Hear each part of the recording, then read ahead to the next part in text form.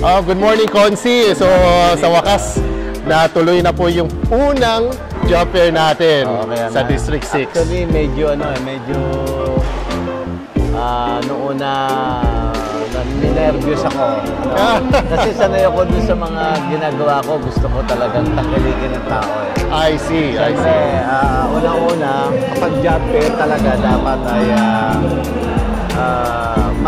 para maging interest, magkaroon ng interest sa mga tao, kailangan dapat makita nila nito ay legitimate at maayos yung kumpanya, no? Yung malaman nila na yung chance nila magkatrabaho malaki. Yes. Through your Philip, so, sa Apex, no? Maraming salamat sa inyo. Ang ginawa naman natin, nandiyan yung mga aplikante. Nandito tayo sa Baisa, no?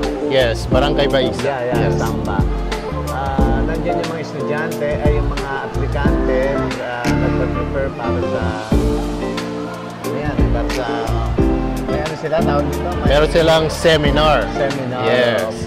Sineta po natin yan. Para sa mag-interview, no? Para sila interviewin. No? Kasi yung seminar orientation para sa mga first time magtatrabaho, na kailangan nila malaman ano yung tamang proseso, ano po yung mga requirements. Kaya nag-set up po tayo dito ng mga kapartner natin sa government agency. So for example, yung police clearance. And then with Royal Health at yung aking office, kasama ko dito yung police clearance. Ng police clearance, hindi ka na pupunta sa City Hall.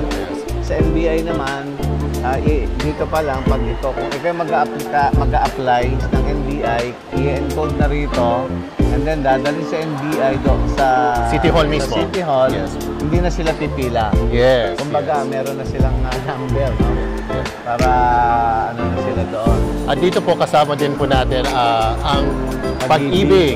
Also, SSS din po.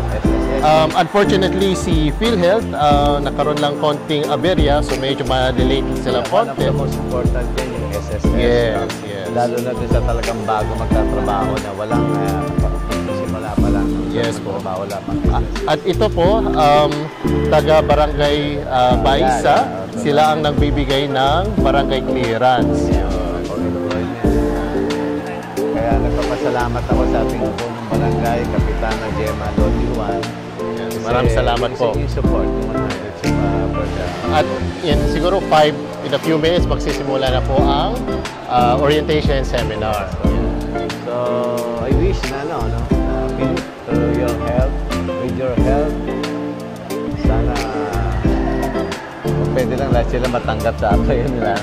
Pipilitan natin yan, Consi, at dahil sa tulong niyo po at dahil sa initiative niyo, for sure, lahat yan papasok. At magkakaroon din tayo ng follow-up bawat aplikante para for sure makapasok sila sa tamang trabaho para sa kanila, yung fit talaga sa nila. Yan. Dito po tayo sa Consi, ito yung kataya po natin ng Manpower Agency, ang lead management. Sila po ang mag-i-interview at sila po mag-screening sa bawat aplikante.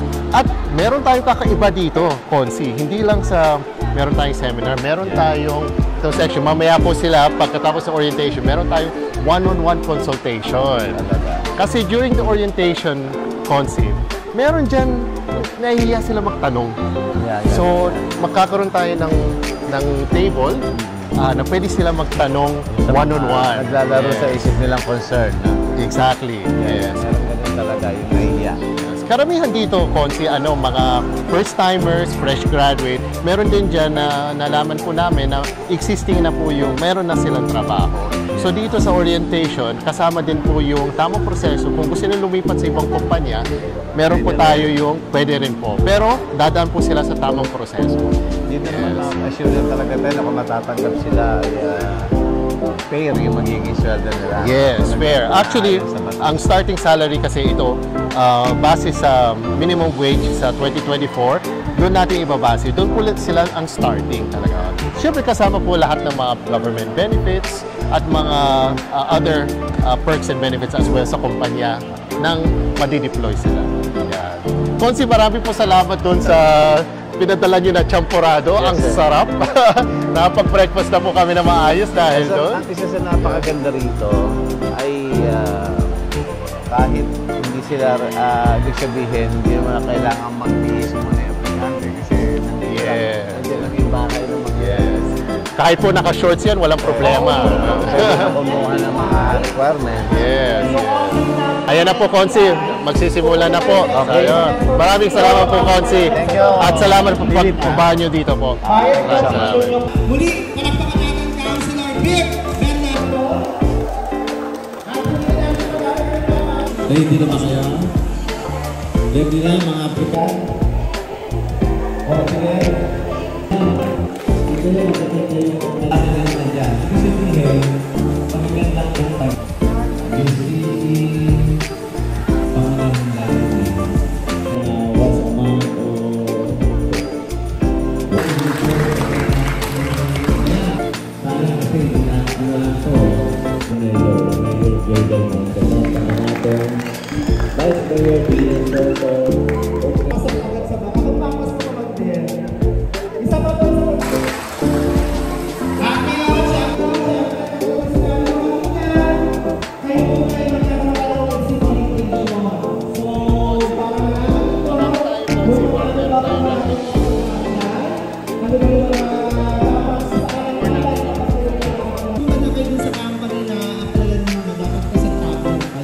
para si Meg, Miss Meg, siya po ang magbibigay sa presentation. Good morning everyone! Sa mga aspiring nating applicant, kumusta naman kayo? Ready na bang ma-hire? Kaya mag-dive lang na to para lahat tayo. Yes, ma'am. Okay? So, check din natin baka mamaya ito lang may 12 lang. Mamaya na yung pagdaanan natin. Kaya maraming salamat po sa mga nandito para nag-assist sa atin. Good luck guys! Hoping na magkita-kita tayo sa office na na-hire na kayo. Thank you so much po. So ngayon, mag-start na tayo sa process ng applications.